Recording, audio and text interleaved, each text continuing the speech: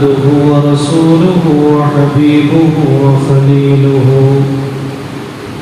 بلغ الرسالة وأدى الأمانة صلى الله عليه وعلى آله وأصحابه وبارك وسلم تسليما كثيرا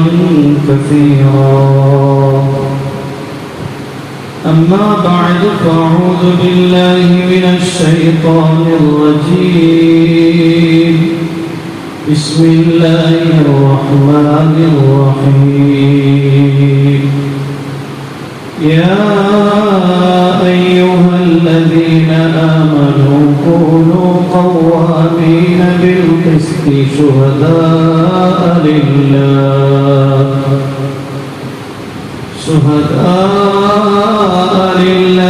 ولو على أنفسكم أو الوالدين والأقربين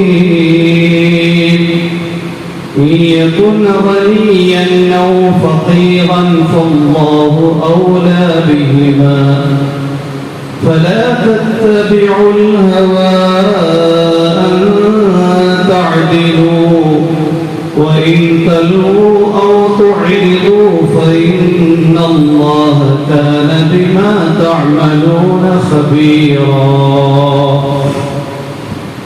صدق الله العظيم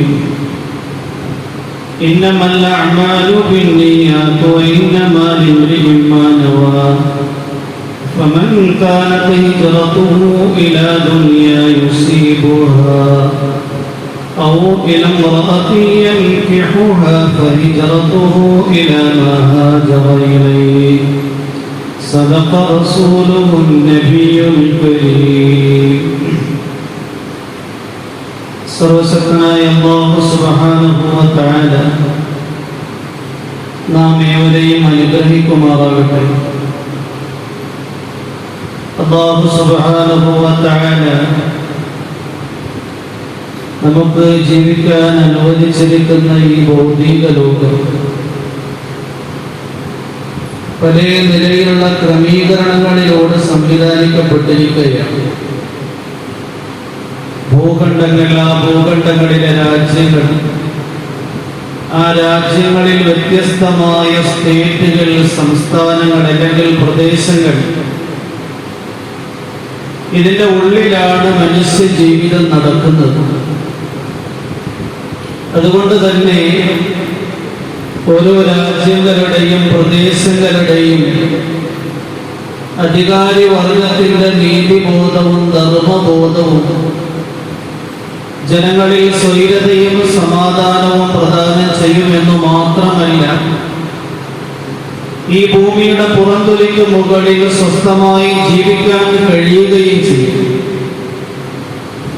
ഇനി ഭരണകൂട നീതിന്യായ വ്യവസ്ഥയിൽ നിന്ന് വ്യതിചലിച്ചുകൊണ്ട് അക്രമവും അധർമ്മവും പ്രവർത്തിക്കുന്നു എങ്കിൽ ആ രാജ്യത്തിൽ, ആ പ്രദേശത്തിൽ താമസിക്കുന്ന ജനങ്ങൾ വല്ലാതെ അസ്വാര്യത്തിലും അസ്വസ്ഥതയിലും അകപ്പെട്ടു പോകും. അല്ലാഹുവിന്റെ പ്രവാചകൻ മുഹമ്മദ് മുസ്തഫ സല്ലല്ലാഹു അലൈഹി വസല്ലം തങ്ങൾ അതുകൊണ്ട് തന്നെ ഈ ഭരണ സംവിധാനങ്ങളെ കുറിച്ച് വളരെ കൃത്യമായി നന്നായി വിശദീകരിച്ചിട്ടുണ്ട്.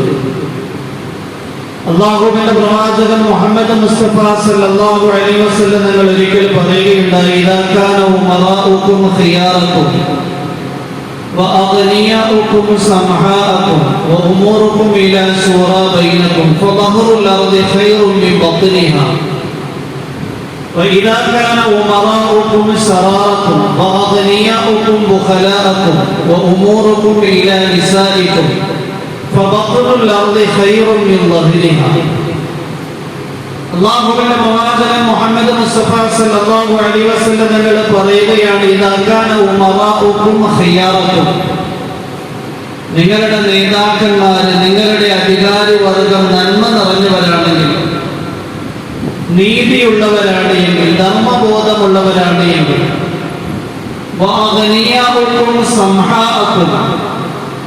നിങ്ങളിലെ സമ്പന്നർ കൈയടിച്ച് ചെലവഴിക്കുന്നവരാണ് എങ്കിൽ, അവരെ പാവങ്ങളുടെയും ദരിദ്രരുടെയും അവകാശങ്ങൾ മനസ്സിലാക്കിക്കൊണ്ട് അവർക്ക് വേണ്ടുന്ന ഏർപ്പാടുകളും സംവിധാനങ്ങളും ചെയ്യുന്നവരാണ് എങ്കിൽ നിങ്ങളുടെ സമ്പന്നരെ കൈയഴിഞ്ഞ് ചെലവഴിക്കുന്നവരാണെങ്കിൽ നിങ്ങൾ കാര്യങ്ങൾ പരസ്പരം കൂടിയാലോചിച്ചുകൊണ്ട് തീരുമാനിക്കുന്ന ഉയർന്ന അവസ്ഥയിലാണ് എങ്കിൽ ആരുടെയും സ്വാർത്ഥതയില്ല, എല്ലാവരോടും കാര്യങ്ങൾ കൂടിയാലോചിച്ചുകൊണ്ട് തീരുമാനിക്കുന്ന ഉയർന്ന അവസ്ഥയാണ് എങ്കിൽ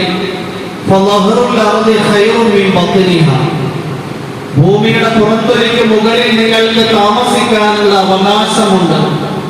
സ്വയമായി സ്വസ്ഥമായി ഭൂമിയുടെ പുറത്തൊലിക്ക് മുകളിൽ നിങ്ങൾക്ക് താമസിക്കാമെന്ന സാരം. ഭൂമിയുടെ പുറത്തൊലിയാണ് ഭൂമിയുടെ ഉള്ളവകളെക്കാൾ നിങ്ങൾക്ക് ശ്രേഷ്ഠമായിട്ടുള്ളത്. ഇനി കാര്യങ്ങൾ തീർത്തും വിപരീതമാണ് എങ്കിൽ നിങ്ങളുടെ അധികാരവർഗം തിന്മ നിറഞ്ഞവരാണ് എങ്കിൽ, അധർമ്മകാരികളാണ് എങ്കിൽ, അക്രമകാരികളാണ് എങ്കിൽ, സ്വാർത്ഥ താല്പര്യങ്ങളുടെ അടിസ്ഥാനത്തിൽ കാര്യങ്ങളെ നീക്കുപോക്ക് ചെയ്യുന്നവരാണ് എങ്കിൽ, നിങ്ങളുടെ അധികാരവർഗം തിന്മ പ്രവർത്തിക്കുന്നവരാണ് എങ്കിൽ, നീതിബോധത്തിൽ നിന്ന് വ്യതിചലിക്കുന്നവരാണ് എങ്കിൽ, നിങ്ങളുടെ സമ്പന്നരെ ലുബ്ധന്മാരാണ് എങ്കിൽ, അവരെ അവരുടെ സമ്പത്തിന്റെ അവകാശികളായി പാവങ്ങളെയും ദരിദ്രരെയും ആലംബഹീനരെയും പരിഗണിക്കുന്നില്ല എങ്കിൽ, നിങ്ങളുടെ സമ്പന്നരെ ലുബ്ധന്മാരാണ് എങ്കിൽ, സ്വന്തം സുഖത്തിനു വേണ്ടി മാത്രം സമ്പത്തിനെ ഉപയോഗിക്കുന്ന കാരണമായ അവസ്ഥയിൽ തരം താഴ്ന്നു പോയി എങ്കിൽ, നിങ്ങളുടെ കാര്യങ്ങൾ സ്ത്രീകളുടെ തീരുമാനമനുസരിച്ചാണ് മുന്നോട്ട് കൊണ്ടുപോകുന്നത് എങ്കിൽ, സ്ത്രീകളുടെ നിർദ്ദേശമനുസരിച്ചുകൊണ്ടാണ് നിങ്ങളുടെ എല്ലാ കാര്യങ്ങളുടെയും നീക്കുപോക്ക് എങ്കിൽ, അല്ലാഹുവിന്റെ ഹബീബ് പറയാണ്, ഭൂമിയുടെ പുറത്തൊലിക്ക് മുകളിൽ നിങ്ങൾക്ക് താമസിക്കാൻ യോഗ്യമല്ല. ഭൂമി നിങ്ങൾക്ക് താമസയോഗ്യമല്ല, വാസയോഗ്യമല്ല. അതുകൊണ്ട്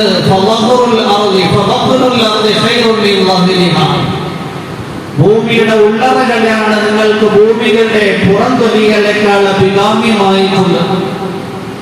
ഒരു ചില മുഹദ്ദിസീങ്ങൾ ഈ ഹദീസിനെ വിശദീകരിക്കുന്നു. നിങ്ങൾ ഏതെങ്കിലും ഗുഹയുടെ ഉള്ളിലേക്ക് അഭയം തേടുക, നിങ്ങൾ ഏതെങ്കിലും ദ്വീപുകളിലേക്ക് ചേക്കേറുക. മറ്റു ചിലർ പറയുന്നു, അങ്ങനെ ഒരു കാലഘട്ടത്തിൽ ഭൂമിയിൽ ജീവിക്കാൻ യോഗ്യമല്ലാത്തത് കൊണ്ട് മരണമാണ് ജീവിതത്തെക്കാൾ ശ്രേഷ്ഠമായത്. ഖബറിന്റെ ശിലാഗുഹകളാണ് ഏറ്റവും അഭികാമ്യമായിട്ടുള്ളത്. ഭൂമിയിൽ സ്വൈര്യമായി ജീവിക്കുന്നതിന് അനിവാര്യമായ അടിസ്ഥാനപരമായ ഒരു ഘടകമാണ് ഭരണകൂടത്തിന്റെ നീതിന്യായ വ്യവസ്ഥകളും ധർമ്മബോധവും. എപ്പോഴാണ് ഭരണകൂടവും നേതൃത്വവും ശിഥിലമാകുന്നത്, അനീതിയുടെയും അക്രമത്തിന്റെയും വക്താക്കളാകുന്നത്?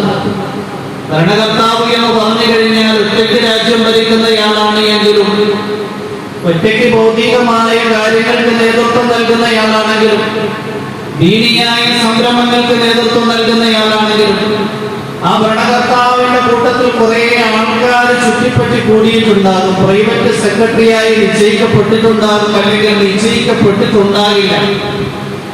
എന്താണെങ്കിലും ഈ ഭരണകൂടത്തിന്റെ കൂട്ടത്തിൽ ചുറ്റിപ്പറ്റി നിൽക്കുന്ന ആൾക്കാരുടെ അടിസ്ഥാനത്തിലാണ് ഭരണകർത്താവ് നീതിയുടെ വക്താവായി തീരുന്നത്, അധർമ്മത്തിന്റെയും അക്രമത്തിന്റെയും പ്രതീകവുമായി തീരുന്നത്. അതുകൊണ്ട് തന്നെ പ്രവാചകൻ മുഹമ്മദ് മുസ്തഫ സല്ലല്ലാഹു അലൈഹി വസല്ലം തങ്ങൾ പറയുകയുണ്ടായി, ബുഖാരി ശരീഫിന്റെ റിവായത്താണ്, മാ ബഅഅല്ലാഹു നബിയ്യൻ വലസ്തഖലഫ ഖലീഫതൻ ഇല്ലാ കാനത ലഹു ബിതാനതാനി ബിതാനത്തുൻ തഅ്മുറു ബിൽ മഅറൂഫി വതഹദ്ദുഹു അലൈഹി വബിതാനത്തുൻ തഅ്മുറു ബിസ്സിദ്ദി വതഹദ്ദുഹു അലൈഹി വൽ മഅസൂമു മൻ അസമഹുല്ലാഹ്. അല്ലാഹു സുബ്ഹാനഹു വ തആല ലോകത്തെ അയച്ചിരിക്കുന്ന എല്ലാ നേതാക്കന്മാരും ഭരണകർത്താക്കളും ഇല്ലാ കാലത്ത് ലഹു ബിതാനത്താനി, അവർക്ക് കൂട്ടത്തിൽ രണ്ട് വിഭാഗം പ്രൈവറ്റ് സെക്രട്ടറിമാരുണ്ടായിരിക്കും. രണ്ട് തരത്തിലുള്ള ആൾക്കാർ അവരെ ചുറ്റിപ്പറ്റി സഞ്ചരിക്കുന്നുണ്ടാകും. ഈ രണ്ടു ഭാഗത്തിന്റെയും നിർദ്ദേശമനുസരിച്ചായിരിക്കും ഭരണകർത്താവ് കാര്യങ്ങൾ തീരുമാനിക്കുന്നത്. അത് കുടുംബത്തിന്റെ നേതാവാണെങ്കിലും കബീലയുടെ നേതാവാണെങ്കിലും സ്റ്റേറ്റിന്റെ നേതാവാണെങ്കിലും രാജ്യത്തിന്റെ പ്രൈം മിനിസ്റ്റർ ആണ് എങ്കിലും ദീനിന്റെ ഏതെങ്കിലും നേതൃത്വങ്ങളിൽ നിലയുറപ്പിക്കുന്നവരാണെങ്കിലും ഇല്ലാ കാലത്ത് ലഹു ബിതാനത്താനി, അവരുടെ കൂട്ടത്തിൽ രണ്ട് സംഘങ്ങൾ കൂടിയിട്ടുണ്ടാകും. ബിതാനത്തുൻ തഅ്മുറു ബിൽ മഅറൂഫ് വ തഹുദ്ദുഹു അലൈഹി, ആ നേതാക്കന്മാരുടെയും അധികാരവർഗത്തിന്റെയും കൂട്ടത്തിൽ കൂടിയിരിക്കുന്ന ഒരു വിഭാഗം സംഘം പറയും, നിങ്ങൾ നന്മയോടെ വർത്തിക്കണം, നീതിയോടെ കാര്യങ്ങൾ നീക്കുപോക്ക് ചെയ്യണം, ധർമ്മം നിങ്ങളുടെ ജീവിതത്തിന്റെ അജണ്ടയും അടിസ്ഥാനവുമായിരിക്കണം. ആ നീതിബോധത്തിനും നന്മയ്ക്കും വേണ്ടി ആ ഭരണകർത്താക്കളെയും നേതാക്കന്മാരെയും പ്രേരിപ്പിച്ചുകൊണ്ടേയിരിക്കും. ഇതുപോലെ തന്നെ ഈ ഭരണകർത്താക്കന്മാരുടെയും നേതൃത്വത്തിന്റെയും കൂട്ടത്തിൽ മറ്റൊരു വിഭാഗവും കൂടിയിട്ടുണ്ടായിരിക്കും. ബിതാനത്തുൻ, മറ്റൊരു വിഭാഗം ആൾക്കാർ പ്രൈവറ്റ് സെക്രട്ടറിമാരാണെങ്കിലും നേതാക്കന്മാരുടെ കൂട്ടത്തിൽ ചുറ്റിപ്പറ്റി നടക്കുന്നവരാണെങ്കിലും അനീതി കൊണ്ട് കൽപ്പിക്കും, മോശമായ കാര്യങ്ങൾ കൽപ്പിക്കും, ജനങ്ങളുടെ ഇടയിൽ മോശത്തരം പ്രവർത്തിക്കാൻ കൽപ്പിക്കും, ജനങ്ങളെ വീർപ്പുമുട്ടിക്കാനും ജനങ്ങൾക്ക് ബുദ്ധിമുട്ടുണ്ടാക്കുന്ന നിയമങ്ങൾ പ്രാബല്യത്തിൽ കൊണ്ടുവരാനും ജനങ്ങൾക്ക് ദുഷ്കരമാകുന്ന നിയമങ്ങൾ അടിച്ചേൽപ്പിക്കാനും നിർദ്ദേശിക്കും. നേതൃത്വത്തിനെയും ഭരണകർത്താക്കളെയും അതിനുവേണ്ടി പ്രോത്സാഹിപ്പിക്കുകയും പ്രേരിപ്പിക്കുകയും ചെയ്യും. ഇങ്ങനെയുള്ള രണ്ട് വിഭാഗം ആൾക്കാർ എല്ലാ ഭരണകർത്താക്കളുടെ കൂട്ടത്തിലും ഉണ്ടായിരിക്കും. രാജ്യം ഭരിക്കുന്ന നേതാവാണെങ്കിലും ശരി, സ്റ്റേറ്റ് ഭരിക്കുന്ന നേതാവാണെങ്കിലും ശരി, കുടുംബത്തിന്റെ നായകനാണെങ്കിലും ശരി, ഗോത്രത്തിന്റെ നേതാവാണെങ്കിലും ശരി, ഭൗതികമായ ഏതെങ്കിലും സംവിധാനങ്ങളുടെ നേതൃത്വത്തിലുള്ളവരാണെങ്കിലും ശരി, ദീനിയായ നേതൃത്വങ്ങളിൽ എത്തിപ്പെടുന്നവരാണെങ്കിലും ശരി, അവരുടെ കൂട്ടത്തിൽ ഈ രണ്ട് വിഭാഗം ആൾക്കാരുണ്ടായിരുന്നു. എന്നിട്ട് അല്ലാഹുവിന്റെ പ്രവാചകൻ മുഹമ്മദ് മുസ്തഫ സല്ലല്ലാഹു അലൈഹി വസല്ലം തങ്ങൾ അവസാനം പറഞ്ഞു, വൽ മഅസൂമു മൻ അസമഹുല്ലാഹ്, അല്ലാഹു സൂക്ഷിച്ച നേതാക്കന്മാർ മാത്രമേ രക്ഷപ്പെടുകയുള്ളൂ. അല്ലെങ്കിൽ ഈ പ്രൈവറ്റ് സെക്രട്ടറിമാരുടെ നിർദ്ദേശം അനുസരിച്ചുകൊണ്ട് അവര് ജനങ്ങൾക്ക് ബുദ്ധിമുട്ടുണ്ടാക്കുന്ന കാര്യങ്ങൾ നടപ്പിലാക്കി ജനങ്ങളെ വല്ലാത്ത ആശങ്കയിലും പേടിയിലും ഭയപ്പാടിലും അകപ്പെടുത്തിക്കളി. അല്ലാഹുവിന്റെ പ്രവാചകന്റെ മറ്റൊരു വചനം മുസ്ലിം ശരീഫിന്റെ റിവായത്താണ്. അല്ലാഹുവിന്റെ പ്രവാചകൻ പറയും, ഇദാ കാന ബിൽ അമീനി ഖൈറൻ ജഅല ലഹു വസീറ ഖൈർ إن نسي ذكره وإن ذكر أعانه عليه وإن أراد به غير ذلك جعل له وزير سوء إن نسي لم يذكره وإن ذكر لم يعنه عليه. അല്ലാഹുവിന്റെ പ്രവാചകൻ മുഹമ്മദ് മുസ്തഫ സല്ലല്ലാഹു അലൈഹി വസല്ലം തങ്ങൾ പറയുകയാണ്, അല്ലാഹു ഏതെങ്കിലും ഒരു നേതാവിൽ നന്മ ഉദ്ദേശിക്കുന്നുവെങ്കിൽ അത് രാജ്യത്തിന്റെ നേതൃത്വത്തിൽ ഇരിക്കുന്നവരാണെങ്കിലും ശരി, സ്റ്റേറ്റിന്റെ നേതൃത്വത്തിൽ ഇരിക്കുന്നവരാണെങ്കിലും ശരി, ജില്ലയുടെ നേതൃത്വത്തിൽ ഇരിക്കുന്നവരാണെങ്കിലും ശരി, ഭൗതികമായ സംരംഭങ്ങളുടെ നേതൃത്വത്തിൽ ഇരിക്കുന്നവരാണെങ്കിലും ശരി, ദീനിയായ സംരംഭങ്ങളുടെ നേതൃത്വത്തിൽ ഇരിക്കുന്നവരാണെങ്കിലും ശരി, അല്ലാഹു അവരിൽ നന്മ ഉദ്ദേശിക്കുന്നു എങ്കിൽ ജഅല ലഹു വസീറ ഖൈർ, അവർക്ക് അല്ലാഹു നല്ല പ്രൈവറ്റ് സെക്രട്ടറിമാരെ നിശ്ചയിച്ചു. അവരുടെ കൂട്ടത്തിൽ കൂടുന്ന ആൾക്കാർ കൂടുതലും നല്ല ആൾക്കാരായിരിക്കും. ഈ നസിയ ദക്കറഹു, ആ നേതാക്കന്മാർ എന്തെങ്കിലും കാര്യങ്ങൾ മറന്നുപോയാൽ, ആരെങ്കിലും വിസ്മരിച്ചു പോയാൽ, ഇയാൾ നിങ്ങൾ പരിഗണിക്കേണ്ടുന്നയാളാണ്, ഇക്കാര്യം നിങ്ങൾ ശ്രദ്ധിക്കേണ്ടുന്ന കാര്യമാണ്, നിങ്ങൾ മറന്നുപോയി.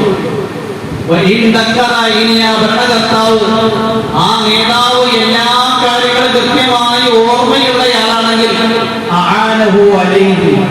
കാര്യങ്ങൾ കൃത്യമായി നിർവഹിക്കുന്ന വിഷയത്തിൽ ആ പ്രൈവറ്റ് സെക്രട്ടറി അയാളുടെ സഹായിയായി.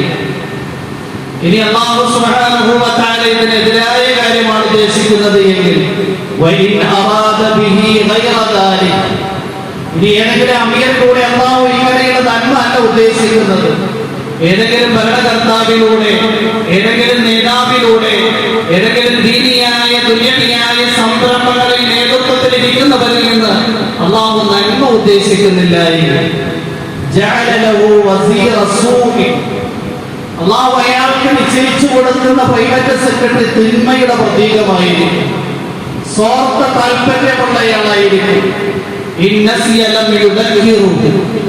ഈ നേതാവ് ഏതെങ്കിലും ഒരാൾ മറന്നുപോയി, പരിഗണിക്കപ്പെടേണ്ടുന്നയാൾ മറന്നുപോയാൽ അയാളെ കുറിച്ച് ഇയാൾ ഓർമ്മപ്പെടുത്തൂല. കാരണം ഇയാളുടെ അംഗീകാരം കുറഞ്ഞു പോകണമെങ്കിലോ അയാൾ എന്തെങ്കിലും ചെയ്യേണ്ടുന്ന കാര്യം മറന്നുപോയി കഴിഞ്ഞാൽ അക്കാര്യം ഇയാൾ ഓർമ്മപ്പെടുത്തില്ല. കാരണം ഇയാൾക്ക് ഈ നേതാവിലൂടെ ഇയാളുടെ സ്വാർത്ഥതകൾ മാത്രം പോണിഞ്ഞാൽ മതി.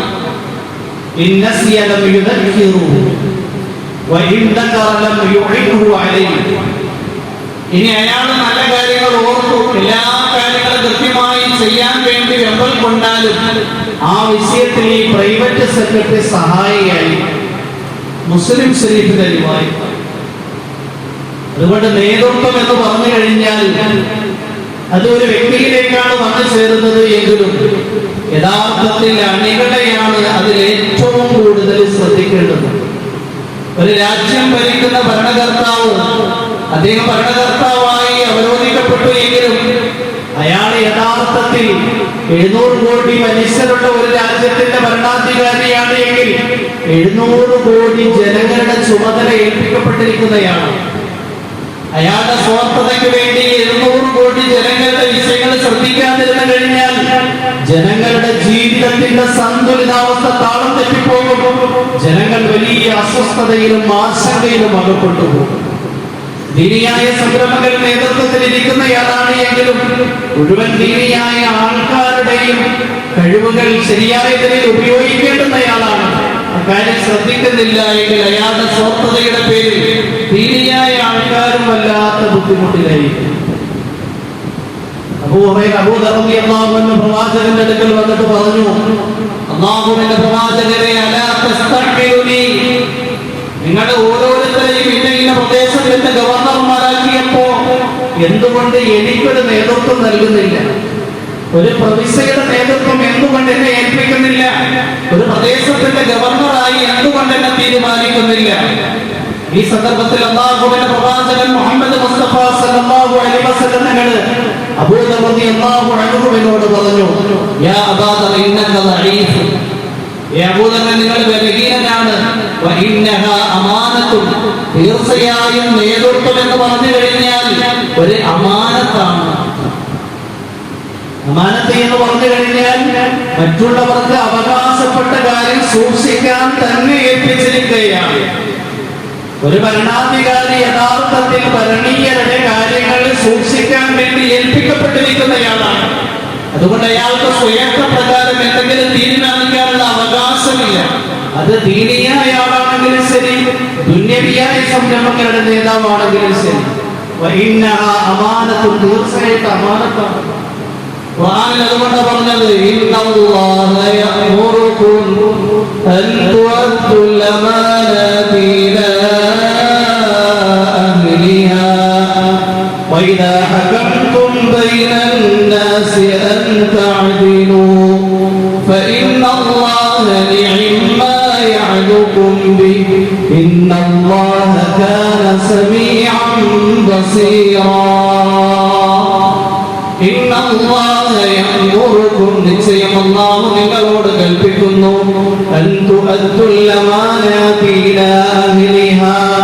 അമാനത്തിനെ അതിന്റെ അവകാശികളിലേക്ക് ഏൽപ്പിച്ചു കൊടുക്കാൻ വേണ്ടി.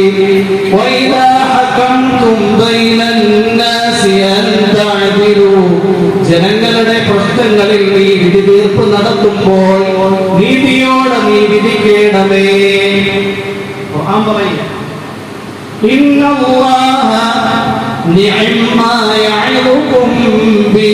അല്ലാഹു നിങ്ങൾക്ക് എത്രയോ നല്ല ഉപദേശമാണ് നൽകുന്നത്.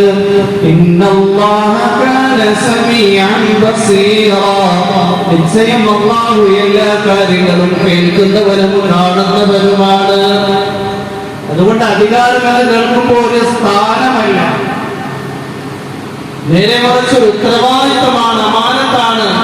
ഭരണീയരുടെ മുഴുവൻ കാര്യങ്ങളുടെയും ചുമതല നിന്നിൽ അർപ്പിതമായിരിക്കെ ഖിയാമത്തിന്റെ അടയാളമാണ് ഇങ്ങനെയുള്ള അധികാരങ്ങൾ സ്വാർത്ഥ താല്പര്യങ്ങൾക്ക് വേണ്ടി ഉപയോഗിക്കൽ. അധികാരം കിട്ടിയെങ്കിൽ എന്റെ ഇഷ്ടപ്രകാരം ഞാൻ എന്തു തീരുമാനിക്കും. ഭരണീയരായ നിങ്ങൾ സഹിച്ചുകൊള്ളണം. അല്ലാഹുവിന്റെ പ്രവാചകൻ ഖിയാമത്തിന്റെ 15 അടയാളങ്ങൾ ഒരു ഹദീസിൽ സുദീർഘമായി വിശദീകരിക്കുന്നുണ്ട്. ഇതുത്തുഖിദൽ ഫൈഉ വലാ വല്ലമാനതു മദ്ലമാ വസ്സകാതു മദ്റമാ വതുഅല്ലിമ ലിഗൈരിദ്ദീൻ وأطاع الرجل امرأته وعق أمه وأدلى صديقه وأقصى أباه وظهرت الأصوات في المساجد وساد القبيلة فاسقهم وكان زعيم القوم أرذلهم وظهرت القينات والمعازف وسلبت الحمور وأكرم الرجل مخافة سده ولعن آخر هذه الأمة أولها فليرتقبوا عند ذلك ريحا حمراء وزلزلة وخسفا ومسخا وقذفا وآيات تتابع كنظام بال قطع سلكه فتتابعا. അല്ലാഹുവിന്റെ പ്രവാചകൻ പറയുന്നു, ഇദത്തുഖിദൽ ഫൈഉ വലാ, പൊതുസത്തിൽ അഴിമതി വളരെ കൂടുതൽ വ്യാപിക്കൽ, വല്ലമാനതു മദ്ലമാ, മറ്റുള്ളവർക്ക് അവകാശപ്പെട്ട കാര്യങ്ങളെ തനിക്ക് അവകാശപ്പെട്ടതാണ് എന്ന് ധരിക്കൽ, വസ്സകാതു മദ്റമാ, സകാത്തിനെ കടമായി കാണൽ. സകാത്ത് കൊടുക്കുന്നത് കടം കൊടുത്തു വിടുന്നത് പോലെ ഭാരമാക്കും, അല്ലെങ്കിൽ സകാത്തിനെ പിന്തിപ്പിക്കൽ, കടമാക്കി പിന്തിപ്പിക്കൽ.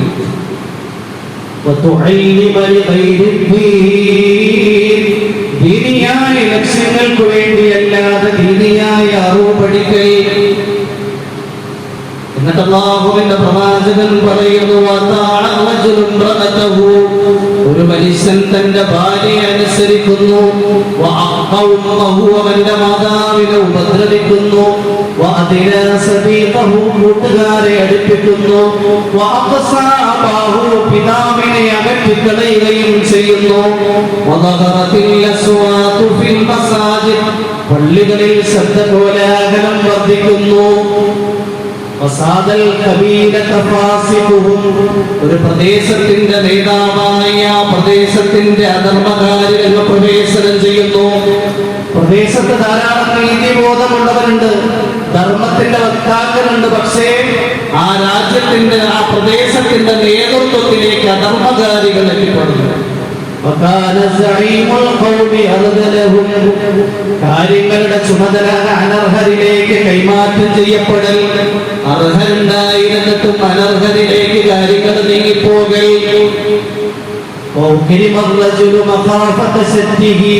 ഒരു മനുഷ്യനെ ബഹുമാനിക്കപ്പെടൽ അയാളുടെ കെടുതിയെ ഭയന്നുകൊണ്ട്. അയാൾ ബഹുമാനിക്കപ്പെടേണ്ടുന്ന ആളല്ല, ബഹുമാനിക്കപ്പെടേണ്ടുന്ന നീതിബോധമോ ധർമ്മമോ നന്മയോ ഇല്ല. പക്ഷെ അയാളെ ബഹുമാനിച്ചില്ല എങ്കിൽ, അയാളെ കാണുമ്പോൾ പരിഗണിച്ചില്ല എങ്കിൽ, അയാളുടെ പേരിൽ ഉണ്ടായിത്തീരുന്ന കെടുതിയുടെ പേരിൽ തന്റെ ദീനും ദുനിയാവും ഒക്കെ നഷ്ടപ്പെട്ടു. ഒരു മനുഷ്യനെ ആദരിക്കപ്പെടൽ അയാളുടെ കെടുതിയെ, അയാളുടെ കുഴപ്പങ്ങളെ പേടിച്ചുകൊണ്ട്.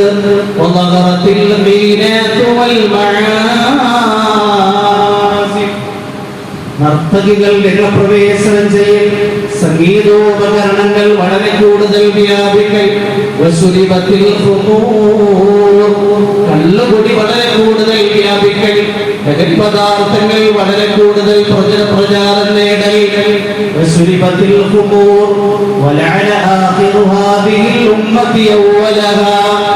ഈ ഉമ്മത്തിന്റെ അവസാനത്തെ ആൾക്കാർ മുൻഗാമികളെ പഴിക്കൽ. ഇങ്ങനെയുള്ള അവസ്ഥകൾ ഉണ്ടായാൽ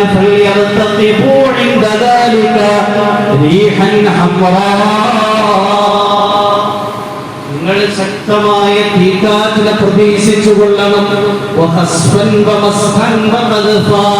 ഭൂമിയിലേക്ക് ആഴ്ത്തപ്പെടുന്ന ശിക്ഷയെയും കോലമറിക്കുന്ന ശിക്ഷയെയും ആകാശത്തിൽ നിന്ന് കൽമഴ വർഷിക്കുന്ന ശിക്ഷയെയും ഇല്ലേ? അബുദാബിയിലും ദുബായിലും ഒക്കെ ശക്തമായി കുത്തിച്ചരിക്കുന്ന മഴയാണ്.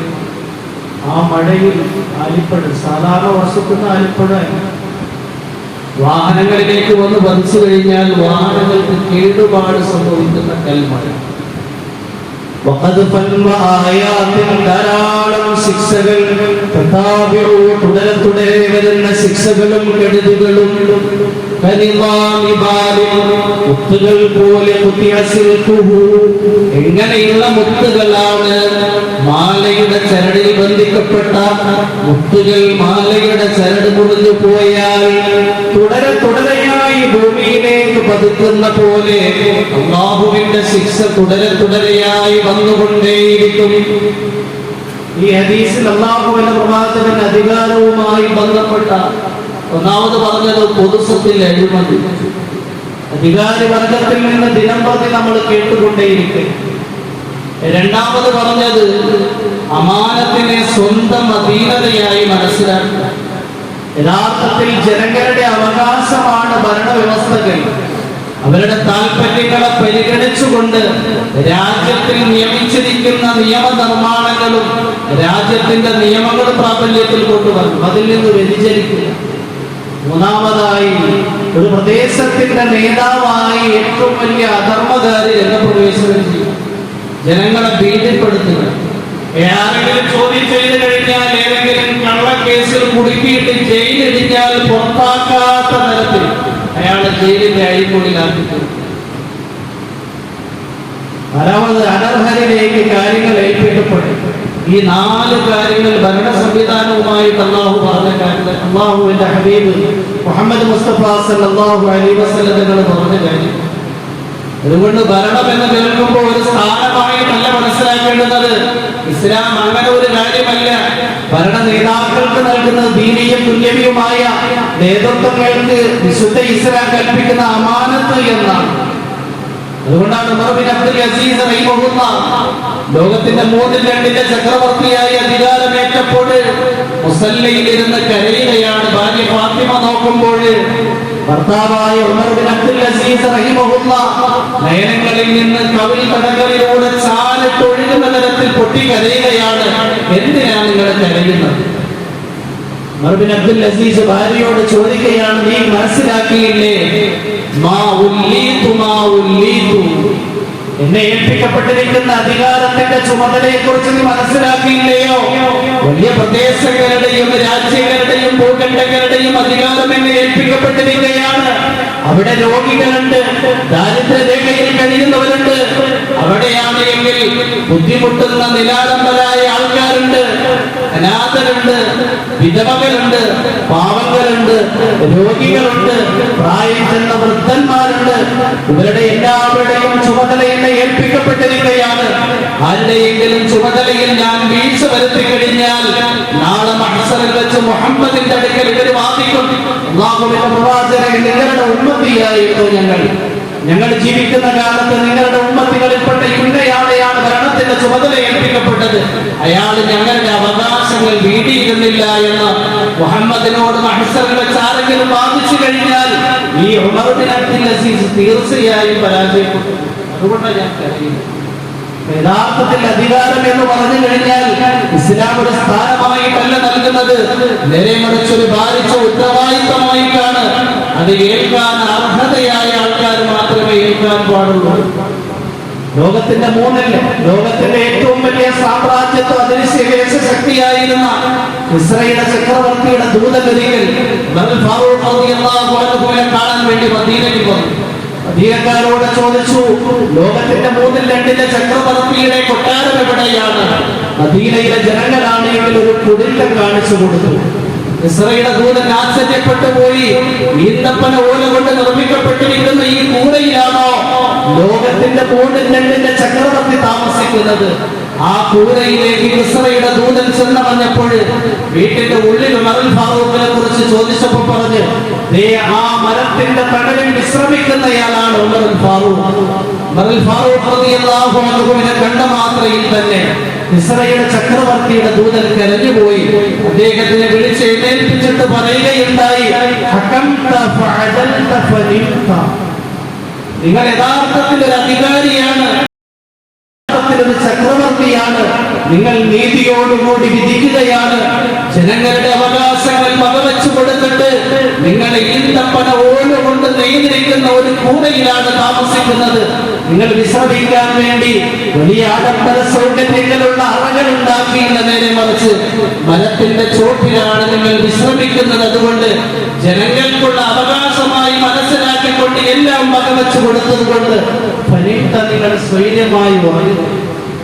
അക്രമവും അനീതിയും പ്രവർത്തിക്കുന്ന ആൾക്കാര് സോഷ്യൽ മീഡിയയിലൂടെ നിറഞ്ഞു നിൽക്കുമ്പോഴും രാത്രി അവരുടെ കണ്ണുകളിലേക്ക് ഉറക്കമെത്തില്ല.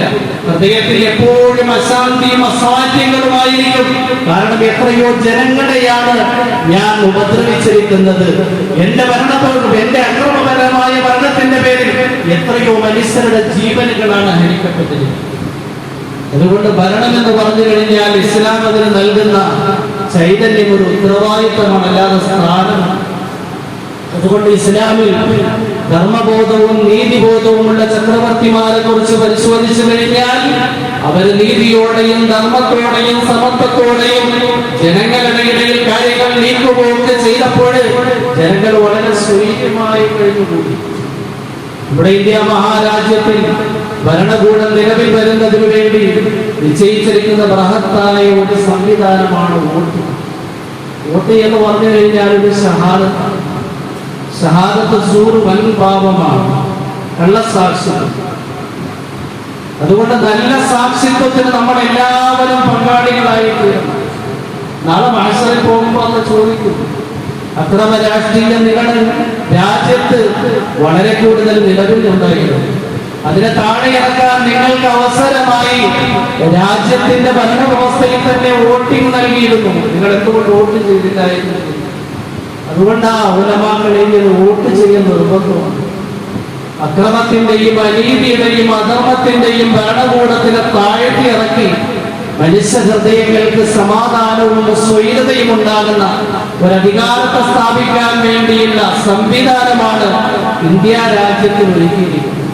അതുകൊണ്ട് ഇന്ത്യയുടെ ബഹുസ്വരത, ഇന്ത്യയുടെ മതേതരത്വം, ഇന്ത്യയുടെ ജനാധിപത്യം ഇതൊക്കെ നിലനിർത്താൻ വേണ്ടി മുസ്ലിമീങ്ങൾ വോട്ട് ചെയ്യൽ വളരെ അനിവാര്യമാണ്. നമുക്ക് എല്ലാവർക്കും അറിയാം, വോട്ടുകൾ ശിഥിലമാകാതെ നീതിയും ധർമ്മബോധവും ഉള്ളവരെ അധികാരത്തിലേക്ക് എത്തിക്കുക എന്നത് നമ്മുടെ ബാധ്യതയാണ്.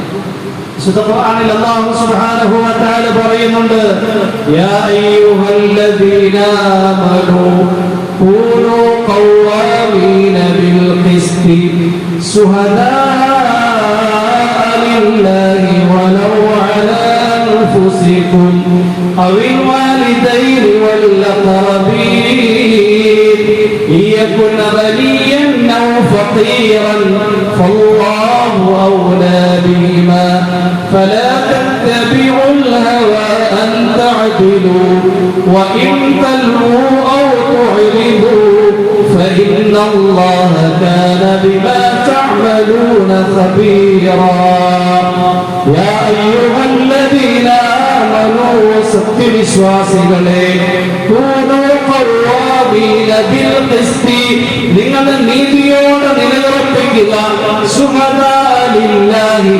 അല്ലാഹുവിന് വേണ്ടി സാക്ഷികളാകുക. അതുകൊണ്ട് നമ്മൾ ഓരോരുത്തരും ഒരു നീതിയുടെയും ധർമ്മബോധത്തിന്റെയും ഭരണകൂടത്തിന് നിലവിൽ കൊണ്ടുവരുന്നതിന് വേണ്ടി വോട്ട് ചെയ്യും, അല്ലാഹുവിന് സാക്ഷികളാകുക. شهداء لله ولو على أنفسكم وبالوالدين والأقربين നിങ്ങൾക്കെതിരിലും നിങ്ങളുടെ മാതാപിതാക്കൾക്കെതിരിലും ബന്ധുമിത്രാദികൾക്കെതിരിലും ആ നീതിയുടെ ഭാഗത്ത് നിൽക്കേണ്ടി വന്നാലും നീതിയുടെ ഭാഗത്ത് നിന്നുകൊണ്ട് അല്ലാഹുവിന്റെ സാക്ഷികളാകേണമേ. അവരൊരു പക്ഷേ ദരിദ്രരോ അല്ലെങ്കിൽ സമ്പന്നരോ ആണെങ്കിൽ ശരി, അല്ലാഹുവിനെയാണ് നിങ്ങൾ ഏറ്റവും കൂടുതൽ പരിഗണിക്കേണ്ടുന്നത്. അല്ലാഹു ഔലാ ബിഹിമാ വലാ തത്തബിഉൽ ഹവാ അൻ തഅദിലു. നീതിയുടെ നീതിയോടെ വർത്തിക്കുന്നതിൽ നിന്ന് നിങ്ങളുടെ ശാരീരിക ഇച്ഛകളെ പിൻപറ്റരുത്. ഇനി നിങ്ങൾ അവഗണിച്ചാൽ പിന്തിരിഞ്ഞാൽ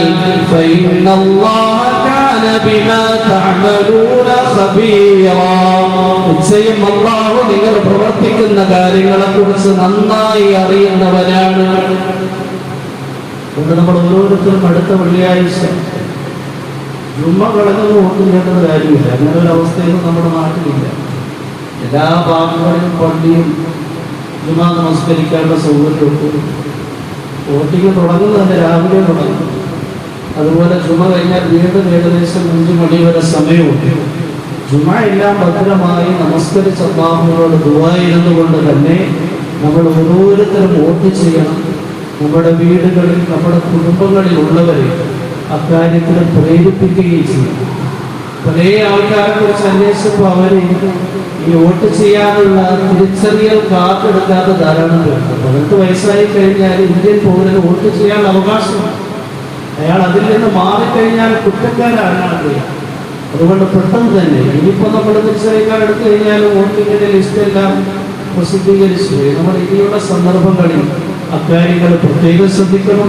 വോട്ടുള്ള എല്ലാവരും നമ്മളെല്ലാവരും നീതിന്യായ ബോധത്തോടു കൂടിയുള്ള ഒരു ഭരണ സംവിധാനം തരാൻ വേണ്ടി വോട്ട് ചെയ്യണം.